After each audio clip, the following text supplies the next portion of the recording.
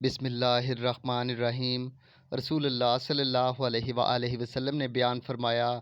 جو صادق و مصدق ہیں کہ انسان کا نطفہ ماں کے پیٹ میں 40 دن اور راتوں تک جمع رہتا ہے،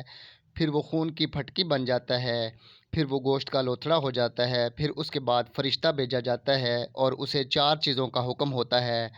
چنانچہ وہ اس کی روزی، اس کی موت، اس کا عمل اور یہ کہ وہ بدبخت ہے یا نیک بخت لکھ لیتا ہے۔ پھر اس میں روح پھونکتا ہے اور تم میں سے ایک شخص جنت والوں کے عمل کرتا ہے، اور جب اس کے اور جنت کے درمیان صرف ایک ہاتھ کا فرق رہ جاتا ہے تو اس کی تقدیر غالب آتی ہے اور وہ دوزخ والوں کے کام کرنے لگتا ہے اور دوزخ میں داخل ہوتا ہے۔ اسی طرح ایک شخص دوزخ والوں کے عمل کرتا ہے، جب اس کے اور دوزخ کے درمیان صرف ایک بلشت کا فاصلہ رہ جاتا ہے تو تقدیر غالب آتی ہے اور وہ جنت والوں کے کام کرنے لگتا ہے، پھر جنت میں داخل ہو جاتا ہے۔